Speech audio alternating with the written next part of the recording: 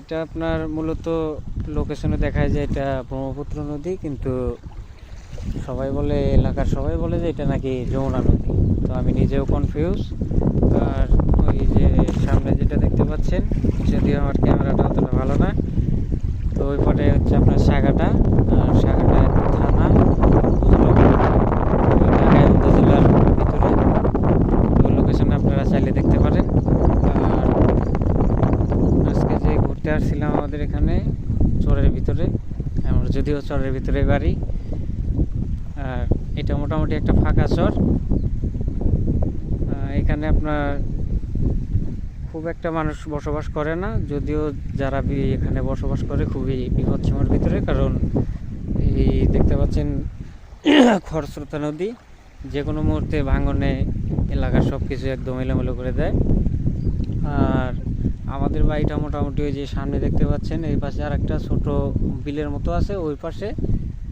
আর আমাদের বাড়িও মোটামুটি একদম নদীর কাছাকাছি, যে কোনো মুহূর্তে আমাদের বাড়ি ভেঙে যেতে পারে। তো আজকে প্রকৃতিটাও মোটামুটি দেখার মতো, একদম আকাশে সাদা সাদা মেঘ। ভাবলাম যে একটা ভিডিও করি, তো জানি না কি পরিমাণ রিয়াকশন পাবো। তো যদি আপনাদের ঠিকমতো রিয়াকশন পাওয়া যায়, ভালো কিছু ভিডিও আপনাদের মাঝে দিতে পারবো।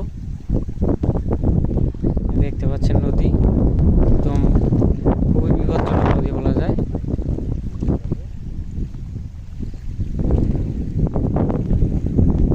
দেখতে পাচ্ছেন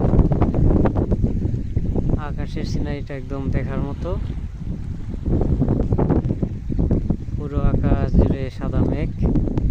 আর ক্যামেরাটা ওরকম একটা ভালো না, তো ভালোভাবে দেখানো যায় না। তো যদিও নতুন, কথা বলতে সমস্যা, আপনারা একটু ক্ষমা সুন্দর দৃষ্টিতে দেখবেন। ভিডিও হয়তো শর্ট দিলে 15 সেকেন্ড, নাইলে 3 মিনিটের কম বেশি নিচ্ছে না। তো 3 মিনিট ভিডিও করাও আমার পক্ষে কীরকম একটা নার্ভাস ফিল করছি প্রথম ভিডিও।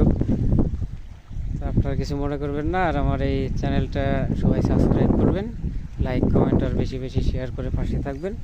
আপনাদের ভালোবাসার উপর ডিপেন্ড করবে আমি পরবর্তীতে কীরকম ভিডিও বানাবো। আর যদি আপনাদের ঠিকমতো ভালোবাসা পাই, অবশ্যই চেষ্টা করব, সবচাইতে ভালো চেষ্টা করব, যেটা একটা ভালো একটা ভিডিও আপনাদের মধ্যে দিতে পারি।